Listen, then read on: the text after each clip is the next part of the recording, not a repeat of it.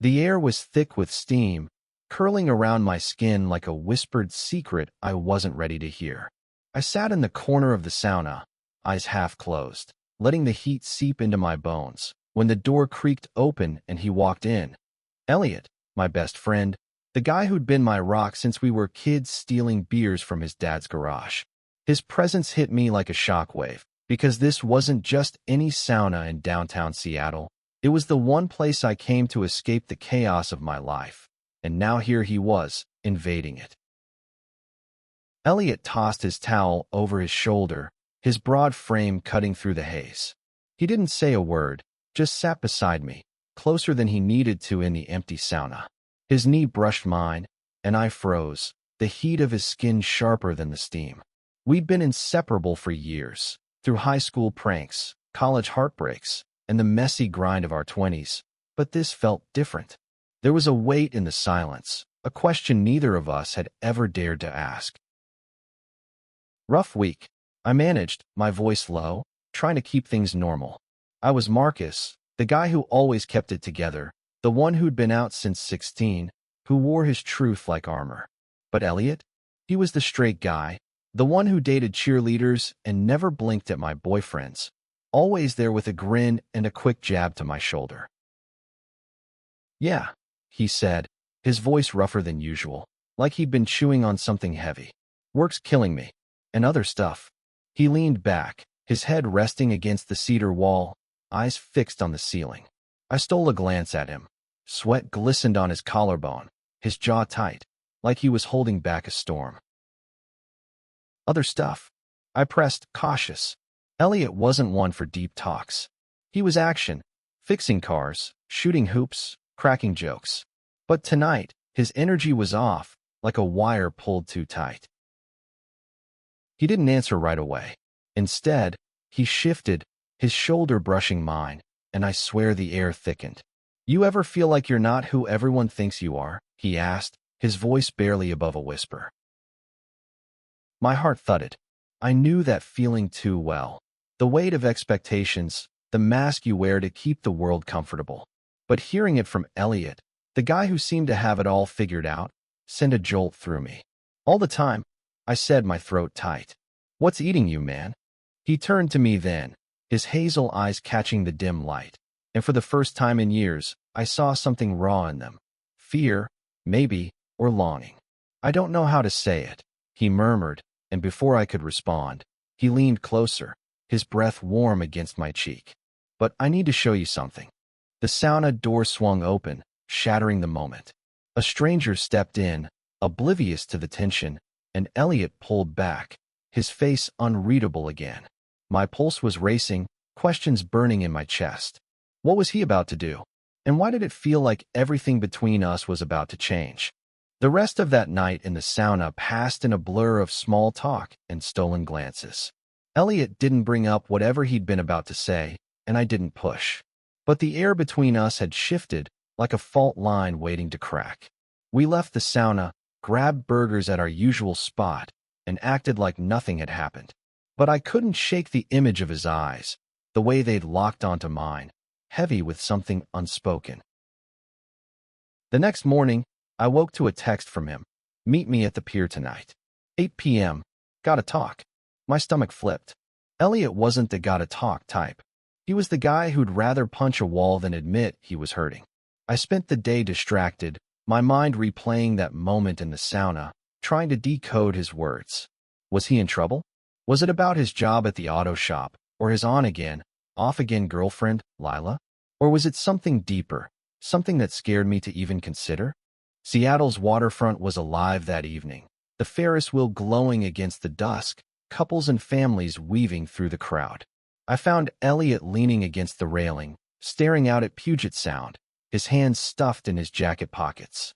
He looked different out here, smaller, somehow, like the weight of the city was pressing down on him. "Hey," I said, sliding up beside him. The wind carried the salt of the sea, sharp and cold. "What's up?" He didn't look at me, just kept his eyes on the water. "I've been thinking a lot lately," he started, his voice low. "About who I am, who I want to be." He paused, and I held my breath, waiting. You've always been so sure of yourself, Marcus. Even when people gave you shit for being gay, you never flinched. I've always admired that. I laughed, but it came out shaky. Sure of myself? Man, half the time I'm faking it. I nudged his arm, trying to lighten the mood, but he didn't smile. I'm not like you, he said, finally turning to face me. I've spent my whole life doing what people expect. Good son, good boyfriend, good mechanic. But it's not enough anymore. His voice cracked, and my chest tightened. I'd never seen him like this, so raw, so close to breaking. Elliot, what's going on? I asked, stepping closer. The crowd around us faded, the world narrowing to just us and the water. He took a deep breath, like he was about to jump off a cliff. I've been lying to myself, he said. About a lot of things. About who I'm attracted to. The words hit me like a freight train. My mind reeled, trying to process what he was saying. Elliot, my straight best friend, the guy who'd never shown a hint of anything but platonic loyalty. Was he saying what I thought he was? Before I could respond, he grabbed my hand, his grip tight, almost desperate. Don't hate me, Marcus, he whispered. I don't know what this means yet, but I know I can't keep pretending. I stood there, frozen, his hand warm in mine, the pier lights blurring around us. My heart was screaming, but my mind was a mess of fear and hope. Was this real? And if it was, what did it mean for us? The pier was a kaleidoscope of noise and color, but all I could focus on was Elliot's hand in mine, his confession hanging between us like a live wire. I wanted to say something, anything, to bridge the gap, but my throat felt like it was lined with sand. He let go of my hand, stepping back, his eyes darting to the ground like he was afraid of what he'd see in mine. Elliot, I finally said, my voice barely carrying over the wind. You don't have to figure this out alone. Whatever this is, we'll deal with it together. I meant it, but part of me was terrified. I'd spent years burying any flicker of feelings for him, convincing myself he was just my straight best friend. Now, the ground was shifting beneath me. He nodded, but his jaw was tight, like he was bracing for a fight. I don't even know where to start, he admitted. I've been with Lila for years, Marcus. Everyone expects us to get married, have kids, the whole deal. But lately, when I'm with her, it feels wrong. Like I'm playing a part in someone else's story. I swallowed hard, my mind racing. Have you talked to her about this? I asked, even though the thought of him with Lila, a sweet, oblivious graphic designer who'd always been kind to me, made my chest ache. Not yet, he said, running a hand through his hair. I can't. She'd think I'm crazy. Hell, I think I'm crazy. He laughed, but it was bitter, laced with self-doubt. I mean, I've never looked at a guy before. Not like that. Not until. He stopped, his eyes flicking to mine, and my heart stopped with it. Not until what? I pressed, my voice barely a whisper. He opened his mouth, then closed it, shaking his head. Forget it. I'm freaking you out. Let's just go get a drink or something. But I wasn't letting him off that easy. Not after he'd just turned my world upside down. No way, I said, stepping closer. You don't get to drop a bomb like that and walk away. Talk to me, Elliot. What's changed? He looked at me then, really looked at me, and I saw the storm in his eyes. Fear, shame, but also something softer, something that made my pulse race. You, he said simply. It's you, Marcus. I've been seeing you differently. Not just as my friend. As more. The world tilted. I'd spent years guarding my heart, keeping my feelings for Elliot locked away because I thought he was untouchable. Now, here he was, saying the impossible. I wanted to grab him, to demand answers, but I also saw the panic in his eyes, the way his hands trembled. He was drowning in this, and I couldn't let him sink. Okay, I said, forcing my voice to stay steady. This is a lot. For both of us. But you're still you, and I'm still me. We'll figure this out, step by step. He nodded, relief flickering across his face, but the tension didn't leave his shoulders. We walked to a nearby bar, the conversation shifting to safer ground. Work, sports, the usual. But every time our eyes met, there was an undercurrent, a silent promise that this wasn't over. The next few days were a blur of normalcy and chaos. Elliot threw himself into work at the auto shop, and I buried myself in my graphic design projects. But we texted constantly, checking in like we always had. Except now, every message felt charged, every emoji a potential clue. I was walking a tightrope between hope and fear, wanting to believe him but terrified of what it meant. One night, he showed up at my apartment unannounced, a six-pack in hand and a nervous energy I could feel from across the room. "Can we talk?" he asked, and I nodded, letting him in. My place was a cozy loft in Capitol Hill, all exposed brick and mismatched furniture, a stark contrast to his tidy suburban apartment. We sat on the couch, beers in hand, the silence stretching until he finally spoke. "I broke up with Lila," he said, his voice flat. "Last night." My heart lurched. "What? Why didn't you tell me?" "I didn't know how," he admitted. "She was devastated. Kept asking what she did wrong.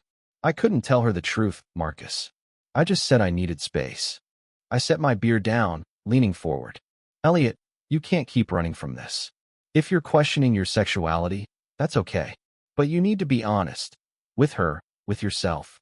"I know," he said, his voice breaking. "But it's not just that. It's you. I can't stop thinking about you. And it's freaking me out because I don't know what I'm doing." I reached out, my hand resting on his knee, and he didn't pull away. "You don't have to have all the answers," I said. "But you don't have to go through this alone either." He looked at me, his eyes searching mine, and for a moment, I thought he might kiss me. But then he stood, pacing the room, his hands clenched. "I need time," he said. "I'm not ready for whatever this is. But I don't want to lose you." "You won't," I promised, even as my heart ached. Because I knew then that this wasn't just about him figuring himself out. It was about us, and whether we could survive the truth. Time became a strange, elastic thing after that night. Days stretched into weeks, and Elliot and I danced around the truth, falling back into our old rhythms, grabbing coffee, watching games, joking like nothing had changed. But everything had. Every brush of his arm, every lingering look, felt like a spark waiting to ignite. I was falling for him, hard, and it terrified me because I knew he was still wrestling with himself.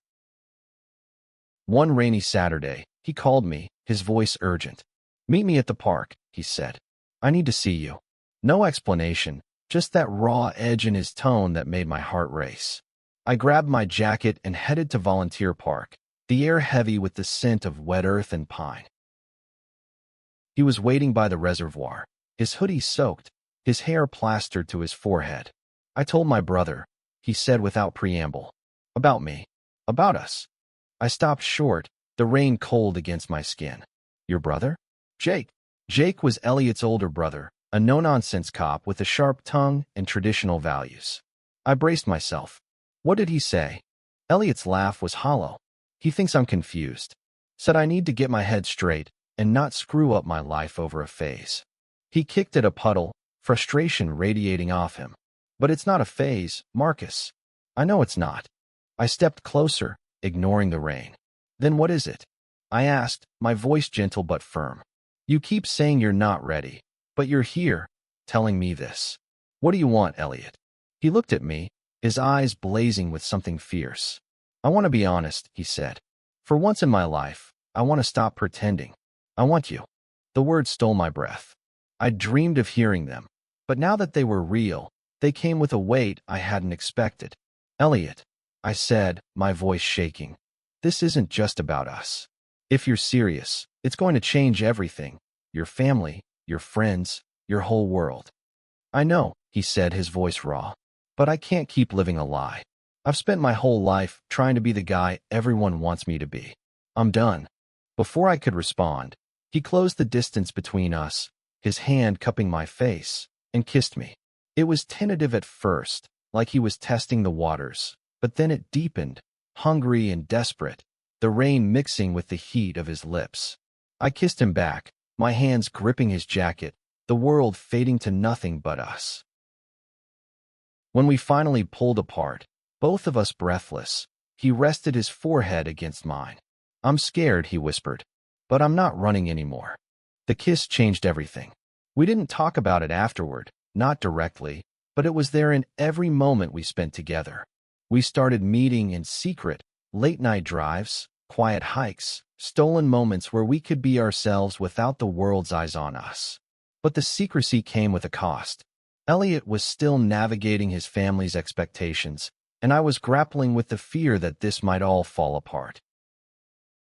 One evening, we were at my place, sprawled on the couch with a movie neither of us was watching. His head was on my shoulder, his fingers tracing lazy patterns on my arm. "What happens if this doesn't work?" he asked suddenly, his voice quiet. I turned to him, my heart tightening. "What do you mean?" "I mean us," he said, sitting up. "What if I mess this up? What if I'm not enough?" I took his hand, squeezing it. "You're enough, Elliot. You've always been enough. The question is whether you're ready to let yourself be happy." He didn't answer, but he leaned in, kissing me softly, and for a moment, I let myself believe we could have this, something real, something lasting. But deep down, I knew the world wasn't done testing us. The world has a way of crashing in when you least expect it. For weeks, Elliot and I lived in a fragile bubble, stealing moments where we could be together without judgment. But reality doesn't stay quiet forever. It came knocking one Friday night when Jake, Elliot's brother, showed up at my apartment unannounced. I opened the door to find him standing there, his police uniform crisp, his expression hard. "Where's Elliot?" he demanded, not bothering with pleasantries. "He's not here," I said, my stomach twisting. It wasn't a lie. Elliot was at work, but I knew Jake wasn't here for a casual chat. "Bullshit," Jake snapped, stepping inside without an invitation. "I know you two have been sneaking around. He's my brother, Marcus. What the hell are you doing to him?" I bristled, but I kept my voice steady. "I'm not doing anything to him. He's figuring himself out, Jake. Maybe you should talk to him instead of storming in here." Jake's eyes narrowed. "He's not gay, Marcus. He's confused, and you're taking advantage of that." The words stung, but before I could respond, my phone buzzed. It was Elliot. "Jake knows I'm with you tonight. I'm coming over. Don't let him get to you." I swallowed hard, realizing this was about to get messy. Elliot arrived 20 minutes later, his face pale but determined. "Jake, what are you doing here?" he asked, his voice low but firm. "I'm trying to save you from making a mistake," Jake said, his tone softer now, almost pleading. "You're throwing away everything. Your career, your future, for what? Some experiment." "It's not an experiment," Elliot said, his voice shaking with anger. "This is who I am, and Marcus is the only one who's been there for me while I figure it out." Jake stared at him, disbelief etched into his face. "You're choosing this over family?" "I'm not choosing anything over family," Elliot shot back. "I'm just trying to be honest. Can't you see that?" The room was suffocating, the tension thick enough to choke on. I wanted to step in, to defend Elliot, but this was his fight.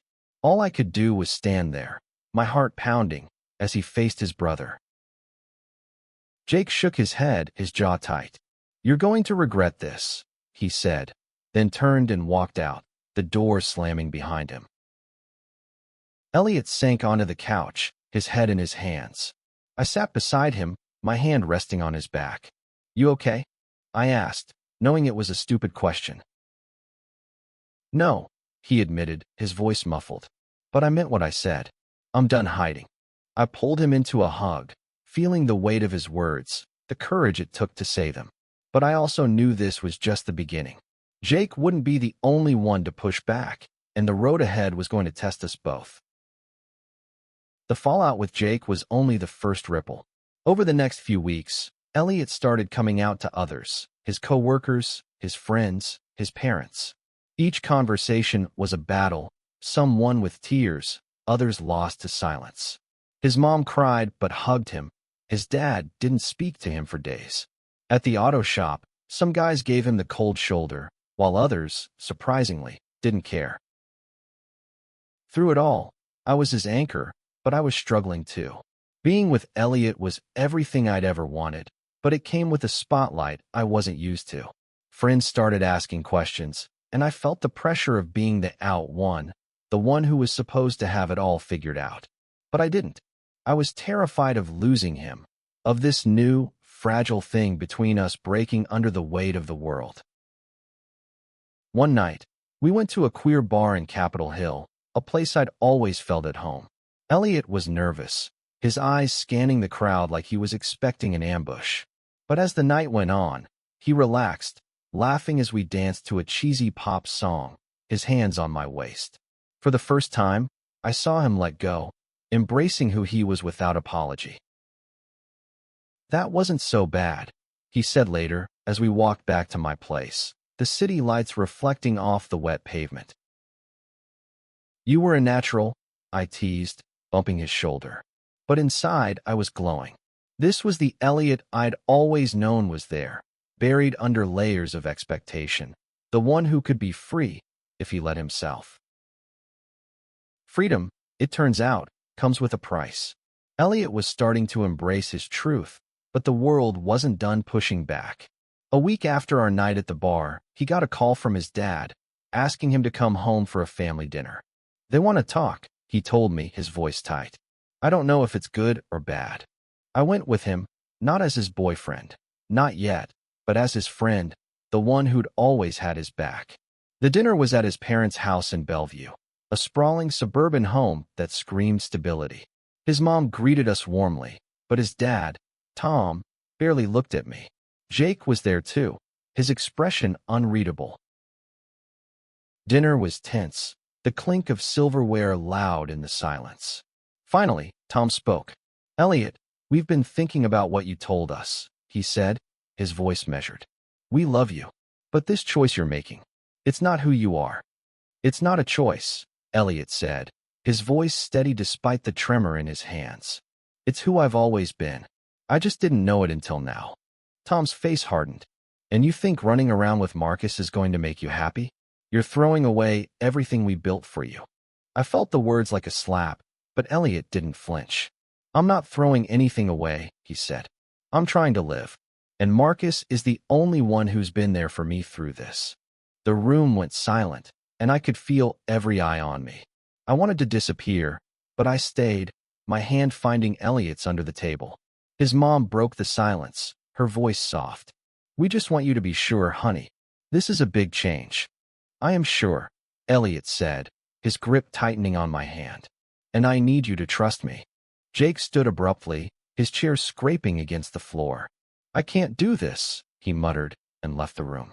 Tom followed, leaving Elliot, his mom, and me in a heavy silence. Later, as we drove back to the city, Elliot was quiet, his eyes fixed on the road. "I thought they'd come around," he said finally. "But maybe they won't." "They might," I said, though I wasn't sure I believed it. "Give them time." He glanced at me, a small smile breaking through. "You're always so damn optimistic." "Someone's gotta be," I said, and he laughed, the sound easing the knot in my chest. The next few months were a roller coaster. Elliot moved out of his apartment and into a small place closer to me, a step toward independence. We spent more time together, not just as friends, but as something more, though we hadn't put a label on it. There were moments of joy, cooking dinner together, binge-watching shows, kissing under the stars, but also moments of doubt, when the weight of his family's disapproval or the whispers at his job would creep in. One night, we were at my place, tangled together on the couch, when he turned to me, his expression serious. "Do you think we're moving too fast?" he asked. I propped myself up, studying his face. "Do you?" He sighed, running a hand through his hair. "I don't know. I love this, being with you. But sometimes I feel like I'm still catching up to myself." I nodded, my heart aching but understanding. "We don't have to rush," I said.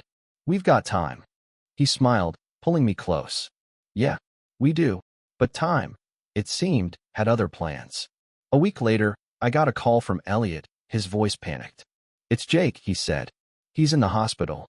The hospital was a maze of white walls and antiseptic smells, the kind of place that makes your skin crawl no matter how clean it is. Elliot was already there when I arrived, pacing the waiting room, his face pale. "Car accident," he said, his voice hoarse. Jake was off duty, hit by a drunk driver. He's in surgery. I pulled him into a hug, feeling the tension in his body. He's gonna be okay, I said, hoping I sounded convincing. Jake's tough. Elliot nodded, but his eyes were distant, haunted. We sat in the waiting room for hours, his parents joining us, their faces etched with worry. Tom barely acknowledged me, but Elliot's mom squeezed my hand, a silent thank you for being there. When the doctor finally came out, the news was cautiously optimistic. Jake had a broken leg and a concussion, but he'd pull through. Relief washed over us, but it was short-lived. As we waited to see him, Elliot's phone buzzed with a text from Lila. His ex heard about Jake. I'm coming to the hospital. Elliot's face tightened, and I felt a pang of unease. Lila hadn't been part of his life since the breakup, but her presence now felt like a ghost from his past, threatening to stir up old wounds. When Lila arrived, she was a whirlwind of concern, hugging Elliot tightly and asking questions he barely answered. I stood back, feeling like an outsider, watching the ease of their history together. She was warm, familiar, everything I wasn't to his family. When she finally left, Elliot turned to me, his expression conflicted. She still cares about you, I said, trying to keep my voice neutral. Yeah, he said, rubbing his neck. But it's not the same. It's not us. His words should have reassured me, but they didn't. Not completely. Because as we sat by Jake's bedside, watching him sleep, I saw the weight of everything. His family, his past, his choices, bearing down on Elliot. And I wondered if I was enough to anchor him through it. Jake's recovery was slow, and it brought Elliot's family closer, but it also widened the rift between them and him. Tom started pushing Elliot to reconsider his choices, using Jake's accident as a reminder of family loyalty. It was exhausting, watching Elliot navigate their expectations while trying to hold on to his truth. One evening, we took a break from it all, driving out to the coast, just the two of us. The beach was empty, the waves crashing under a gray sky. We walked along the shore, our hands brushing, and for the first time in weeks, I felt like we could breathe. I don't know how to do this, Elliot said, stopping to face the ocean. Be who they want and who I am at the same time. You don't have to, I said, stepping closer. You just have to be you. The rest will figure itself out. He turned to me, his eyes soft. You make it sound so easy. It's not, I admitted. But you're not alone. He kissed me then, slow and deep, the salt of the sea mixing with the warmth of his lips. It was a promise, a moment of clarity in the chaos. But as we drove back to the city, I couldn't shake the feeling that we were still on borrowed time. Winter came to Seattle, blanketing the city in a quiet chill.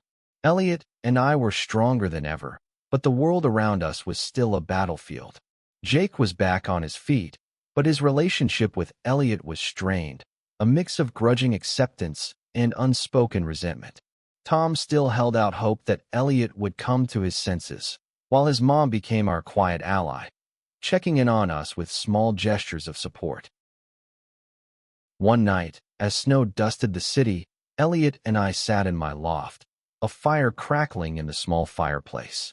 We'd been together, really together, for months now, no labels needed, just us. But there was still a question lingering, one we hadn't dared to ask. What's next for us? I said, breaking the comfortable silence. Where do we go from here? Elliot looked at me, his expression soft but serious. I want a life with you, he said. Not just stolen moments. A real life, together. My heart swelled, but fear crept in too. That means facing everything, I said. Your family, your job, the world.